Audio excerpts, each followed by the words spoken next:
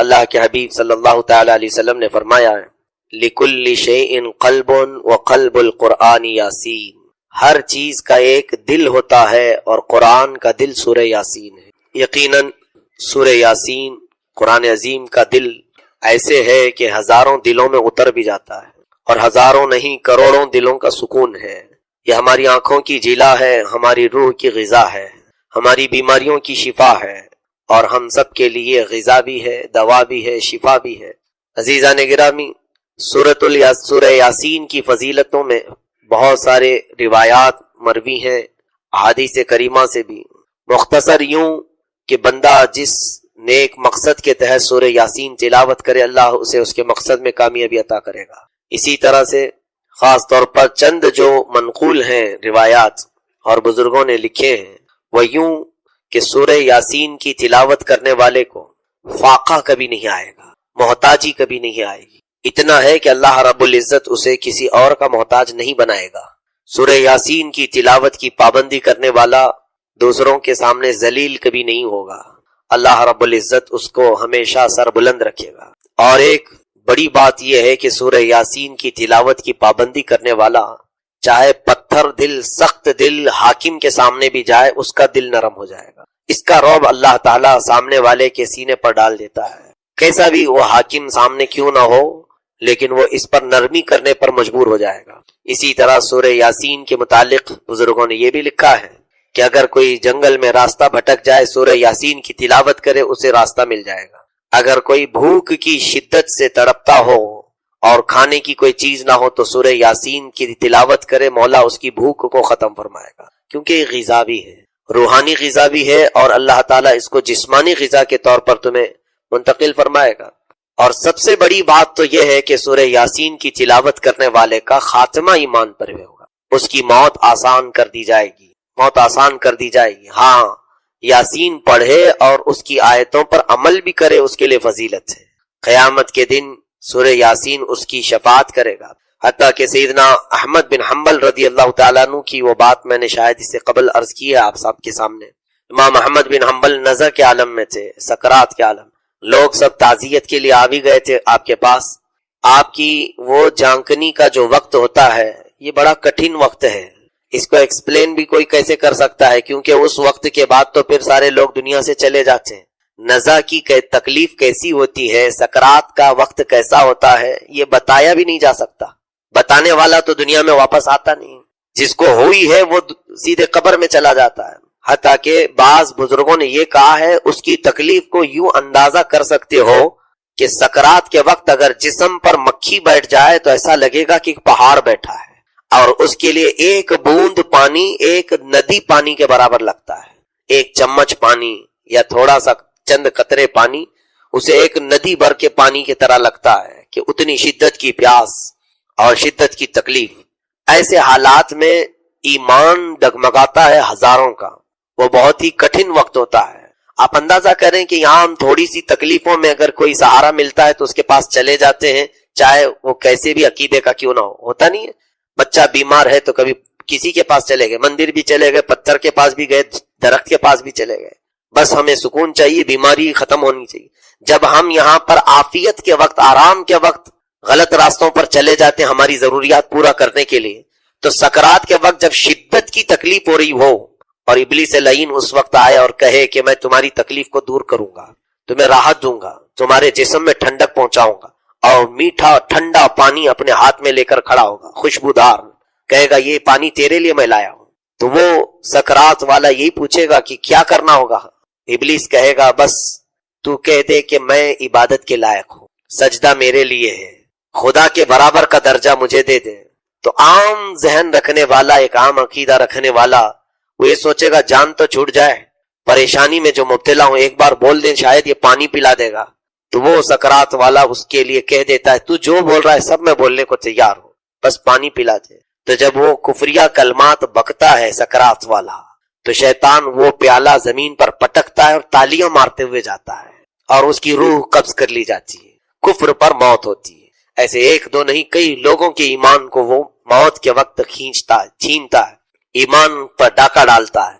تو میرے عزیزو، یہ کٹھن وقت کی حفاظت کیسے ہو آج تو ہم الحمدللہ صحت و سلامتی کے ساتھ ہیں، کوئی اگر ہمیں بہکانے کے لیے آئے تو ہم تو اس کو منہ توڑ جواب دیں گے، لیکن شدت کی تکلیف کے دوران جب وہ ہمیں سہولتیں دینے کی بات کر رہا ہو اور ہم اس وقت جمے رہے ایمان پر، یہ بڑی بات ہے۔ وہ کیسے ہوگا؟ امام محمد بن حنبل رضی اللہ تعالیٰ عنہ کے اس واقعے سے اندازہ لگائیں۔ آپ نزع کے عالم میں تھے، بستر پر، سکرات کا عالم ایسا ہوتا ہے، لیکن اتفاق ایسا ہوا ان کے ساتھ، وہ اللہ بہتر جانتا ہے کہ رب تبارک و تعالیٰ چاہے تو موت کے منہ سے بھی کسی کو نکالے۔ ہاں، یہ دستور کچھ اور ہے دنیا میں کہ نزع کا عالم جب آ گیا، سکرات کا وقت آ گیا تو موت تو آنی ہے، لیکن یہ ہمارے لیے قانون ہے، اللہ کے لیے نہیں۔ تو سکرات کا وقت چلتا رہا اور تھوڑی دیر کے بعد اچانک ایسا ہوا کہ امام احمد بن حنبل کی طبیعت بالکل صحیح ہو گئی، آپ اٹھ کر بیٹھ گئے، ساری وہ کیفیت ختم ہوئی۔ تو ان کے جو مصاحبین، مریدین، متوسلین، شاگرد وغیرہ بیٹھے تھے، انہوں نے دیکھا کہ استاد گرامی تو اب صحیح سلامت ہے، تو آپ رونے لگے۔ کہا کہ اے لوگوں، میں تمہیں بتاؤں میرے ساتھ کیا پیش آئی بات۔ کہا کیا ہوا؟ کہا یہ نزع کا عالم، یہ سکرات کا عالم بہت ہی سخت ہوتا ہے، اس کو بیان بھی نہیں کر سکتا کہ کتنی تکلیف ہوتی ہے۔ میں انتظار میں تھا کہ موت آئے گی، لیکن نرخرے کی یہ تکلیف، جانکنی کی یہ تکلیف، اس شدت کے وقت مجھے بہت تیز پیاس لگی، اور اس وقت ابلیس لعین میرے سامنے کھڑا تھا اور آ کر کے مجھ سے، کس کی بات کر رہا ہوں؟ امام احمد بن حنبل کی، جن کو رسول کریم صلی اللہ علیہ وسلم کی 3 لاکھ حدیثیں یاد تھیں۔ اس امام کی موت کے وقت شیطان ان کے سرانے پر آ کر بہکاتا ہے، تو پھر عام لوگوں کا کیا حال ہوگا؟ اتنے بڑے پائے کے امام ہیں، وہ کہتے ہیں وہ مجھے گمراہ کرنے کی کوشش کرتا رہا، یہاں تک کہ میں تکلیف برداشت نہیں کر پا رہا تھا، اور ابلیس لعین کے ہاتھوں میں موجود پانی کو دیکھتا رہا کہ ایک بار یہ پلا دے۔ ظاہر سی بات ہے، شدت کی تکلیف میں کہیں سے کچھ ملے تو وہ مجھے بار بار اپنی طرف دعوت دے رہا تھا۔ میں اللہ کے حضور یہ سوچ رہا تھا کہ کہیں ایسا نہ ہو کہ میں اس کے بہکاوے میں آ جاؤں۔ اسی اثنا ایک خوبصورت نوجوان وہاں آیا، امام احمد بن حنبل فرماتے اس نے گھونسے لگا لگا کر کے شیطان کو مارنا شروع کیا، اور اتنا مارا کہ شیطان وہاں سے بھاگ گیا، قریب بھی نہیں آیا۔ اس نوجوان نے کہا اے احمد بن حنبل، فکر مت کر، میں تیری حفاظت کرتا رہوں گا۔ اس ابلیس لعین کو میں نے بھگا دیا۔ حضرت امام احمد بن حنبل فرماتے ہیں کہ میں نے پوچھا کہ یہ حسین جمیل نوجوان ہے کون؟ کون ہے تو اس نوجوان نے کہا روزانہ جو تو تلاوت کرتا تھا میں سورہ یاسین ہوں، سورہ یاسین ہوں، اللہ رب العزت نے مجھے تیرے ایمان کی حفاظت کے لیے بھیجا ہے۔ اس سے آپ اندازہ کریں کہ سورہ یاسین کی تلاوت سب سے بڑا فائدہ، دنیا میں کچھ ملے نہ ملے، ایمان پہ موت ہو جائے، اگر یہ چیز ہو گئی تو پھر قیامت کے دن تو ہمارے وارے نیارے ہیں، اور نہیں کفر پر موت ہوئی تو دنیا میں تمہیں چاہے بادشاہت ہی کیوں نہ ملے، قیامت کے دن تو پھر ہمیشہ کی جہنم، ہمیشہ کی دوزخ، ہمیشہ کی آگ۔ اس سے بہتر ہے کہ دنیا کی اگر چند آسائشیں اور آرام نہ ملے اور مولا ایمان پر موت عطا کرے۔ عزیزان گرامی، سورہ یاسین کے جو چند میسیجز ہیں، جو پیغامات ہیں، وہ دل ہلا دیتے ہیں۔ اللہ رب العزت فرماتا ہے یا حسرتن علی العباد ما یاتیہم من رسول الا کانوا بہ یستہزئون الم یروا کم اہلکنا قبلہم من القرون انہم الیہم لا یرجعون۔ اللہ فرماتا ہے ان بندوں پر بہت افسوس ہے کہ جتنے بھی رسول ان کے پاس آئے، رسولوں کا انہوں نے مذاق اڑایا، رسولوں کے ساتھ انہوں نے مذاق اڑایا۔ اور اللہ تعالیٰ فرماتا ہے کیا تم لوگ دیکھتے نہیں، کیا معلوم نہیں ہے کتنے تم سے پہلے ایسے زمانے میں قومیں آئیں جن کو ہم نے ہلاک کر دیا، سب ختم ہو گئے۔ یہ تو دنیا میں ہلاک کیا ہے، اور آخرت میں ان کے لیے دردناک عذاب ہے۔ میرے عزیزوں، پچھلی قومیں جن لوگوں نے بھی نبیوں کی توہین کی، نبیوں کی نافرمانی کی، اللہ نے ان قوموں کو ختم فرمایا۔ ان قوموں کی عزت نہیں، ان قوموں کی کوئی اپنی حیثیت باقی نہیں رہی۔ یہ ہمارے لیے عبرت نہیں ہے تو اور کیا ہے؟ آج میں بارہا یہی کہتا ہوں کہ ہم عشق رسول، محبت رسول کے جو نعرے لگاتے ہیں، دعوے کرتے ہیں، میرے عزیزوں دل سے پوچھو، تمہارا دل جواب دے گا کہ تو حقیقت میں محبت رسول کا حامی ہے یا صرف تیری زبان کہہ رہی ہے؟ جیسے حضرت ابو بکر شبلی رحمۃ اللہ علیہ فرماتے تھے دنیا میں میرے لیے سب سے کٹھن سوال یہی ہے، اگر کوئی پوچھتا ہے کہ تجھے رسول سے محبت ہے یا نہیں، یہ کٹھن سوال ہے۔ وہ کہتے تھے میرے لیے بہت کٹھن سوال ہے، مشکل سوال ہے۔ کہا آپ کیوں؟ یہ تو ہر مسلمان کے لیے ہے محبت رسول۔ کہا نہیں، اگر نہ کہہ دوں محبت نہیں ہے رسول سے تو کافر ہو جائیں گے، ایمان ہی چلا گیا. اور اگر ہاں کہہ دوں تو جھوٹا پڑ جاؤں گا کہ میرے عمل الگ ہیں، نبی کے عمل الگ تھے. حقیقت ہے میرے عزیزو. ہاں کہو تو پھر تمہارے اعمال تمہارے خلاف بولیں گے. کیا رسول سے محبت یہ علامات تیرے؟ اعمال تو دیکھ، نہ چہرہ رسول کی طرح رکھتا ہے، نہ کپڑے، نہ لباس، نہ اعمال، نہ کھانے پینے کے طریقے، نہ اٹھنے بیٹھنے کے سلیقے، نہ بات کرنے کے انداز، نہ لوگوں سے ملنے کے طور طریقے، کچھ بھی تو نہیں میل کھاتا ہے. تو یہ زبان جھوٹی پڑ جاتی. اللہ ان مومنوں سے راضی ہو گیا جو درخت کے نیچے اپنے رسول کے ہاتھ میں ہاتھ دے کر بیعت کر رہے تھے. اور قرآن میں اللہ فرماتا ہے ان الذین یبایعونک انما یبایعون اللہ، جن لوگوں نے اے رسول آپ کے ہاتھ میں بیعت کیا ہے حقیقت میں انہوں نے اللہ سے بیعت کیا ہے. نبی کریم صلی اللہ تعالی علیہ وسلم کی انگلیوں سے پانی جاری ہونے کا جو معجزہ ہے وہ حدیبیہ کے موقع پر پیش آیا تھا. صحابہ کہتے ہیں ہم سبوں نے پیٹ بھر کر پانی پیا، جانوروں کو پانی پلایا اور اپنے اپنے مشکیزے پانی سے بھر لیے، لیکن وہ پانی جوں کا توں جاری ہی رہا. پھر اس کے بعد حضور صلی اللہ علیہ وسلم نے اپنا دست مبارک اٹھا لیا. صحابہ کہتے ہیں ہم تو اس دن 1400 تھے، اگر 5000 بھی ہوتے تو کسی کو پانی کم نہ ہوتا. اتنا پانی نبی پاک صلی اللہ تعالی علیہ وسلم کی انگلیوں سے، انگشت رسول سے جاری ہوا. اس کے بعد حضور صلی اللہ علیہ وسلم نے اس پیالے کا پانی اور اپنا ایک تیر دیا کہ اس کو لے جاؤ اس کنویں میں ڈال دو. اس کنویں میں وہ پانی ڈال دیا گیا اور تیر حضور کا اس کنویں میں چھوڑ دیا گیا. وہ کنواں لبالب پانی سے بھر گیا. اس وقت جو بھرا تھا میں اپنی آنکھوں سے آج بھی دیکھا ہوں، اس کنویں میں آج بھی پانی موجود ہے. یہ اور بات ہے کہ ابھی چند سال پہلے 4-5 سال پہلے سعودیوں نے اس علاقے کو ایک کمپنی کو رینٹ پر جگہ دے دی، تو اس کمپنی نے پورے کنویں کا احاطہ کر لیا. وہ کمپنی کے اندر آ جاتا ہے کنواں، لیکن ابھی بھی کنواں ختم نہیں کیا گیا ہے. وہی پرانی صورت میں کنواں آج بھی موجود ہے. ہم گئے ہیں لیکن اس میں دیکھا کہ آج بھی کنواں پانی سے بھرا ہوا ہے اور میٹھا، لہٰذا نہایت ہی شیریں اور میٹھا پانی اس میں موجود ہے. یہ معجزہ میرے آقا صلی اللہ تعالیٰ علیہ وسلم کا وہاں پیش آیا. اب یہ حدیبیہ کے موقع پر صحابہ اکرام رضوان اللہ تعالیٰ علیہ مجمعین کہتے ہیں نبی کریم صلی اللہ تعالیٰ علیہ وسلم نے اب یہ دیکھا کہ جنگ کی غرض سے ہم آئے نہیں ہیں، لہٰذا بہتر یہ ہے کہ صلح کر لی جائے. یہ کفار مکہ جنگ کرنا چاہ رہے ہیں، لڑنا چاہ رہے ہیں، مناسب نہیں ہے. اور جبکہ ذوالقعدہ یا حرمت والا مہینہ چل رہا تھا، جنگ جس میں حرام بھی ہے. حضور صلی اللہ علیہ وسلم نے حضرت عمر کو منتخب کیا کہ صلح کے لیے مکہ جا کر بات کریں. حضرت عمر کو بلایا، کہا کہ جاؤ ان لوگوں سے کہہ دو کہ ہم جنگ کرنے کے لیے نہیں آئے، ہم صلح کرنا چاہتے ہیں. حضرت عمر فاروق رضی اللہ تعالیٰ عنہ نے معذرت کر لی، کہا یا رسول اللہ صلی اللہ علیہ وسلم میں جاؤں گا، میرے سخت ترین دشمن ہیں یہ مکہ والے ہیں، اور مجھ سے اگر سخت جملے نکلیں گے تو یہ میری جان پر حملہ کریں گے اور یہ مجھ سے برداشت نہیں ہو سکے گا، میں وہاں پر لڑ پڑوں گا. تو حضور صلی اللہ تعالیٰ علیہ وسلم نے ان کی معذرت کے بعد حضرت عثمان غنی کو بلایا.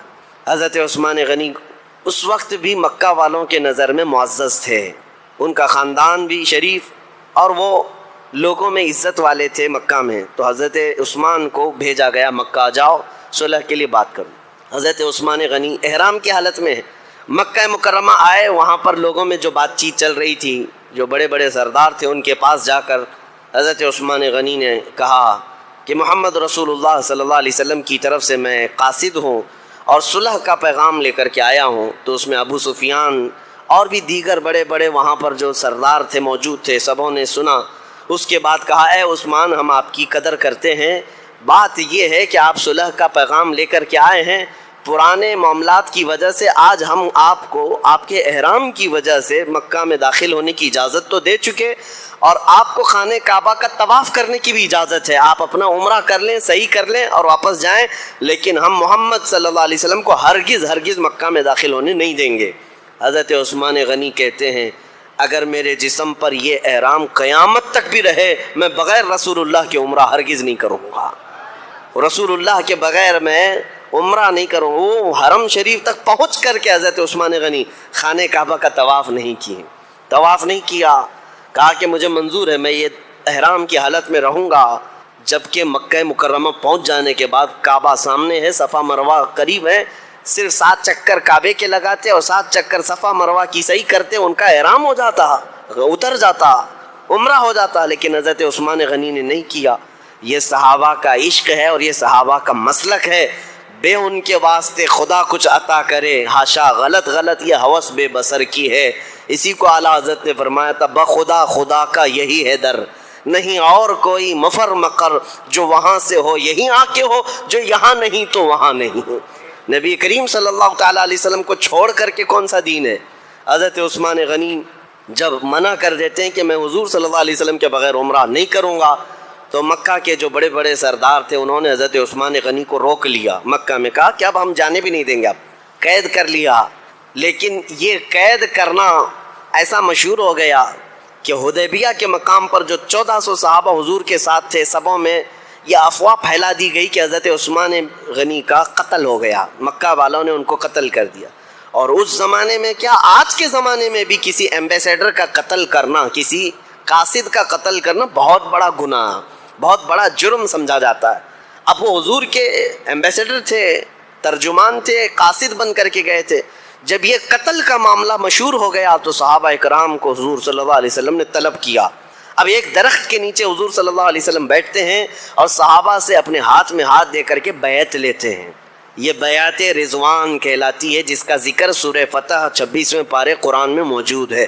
نبی پاک صلی اللہ علیہ وسلم نے صحابہ سے یہ عہد لیا کہ تم یہ وعدہ کرتے ہو کہ آخری سانس تک تم ہماری وفاداری پر قائم رہو گے، اللہ اس کے رسول کی رضا پر ڈٹے رہو گے۔ ہر صحابی نے نبی پاک صلی اللہ علیہ وسلم کے ہاتھ میں ہاتھ دے کر کے بیعت کیا، اور اس بیعت کے بعد اللہ نے قرآن میں آیت نازل فرمائی، لقد رضی اللہ عن المؤمنین اذ یبایعونک تحت الشجرہ، اللہ ان مومنوں سے راضی ہو گیا جو درخت کے نیچے اپنے رسول کے ہاتھ میں ہاتھ دے کر بیعت کر رہے تھے۔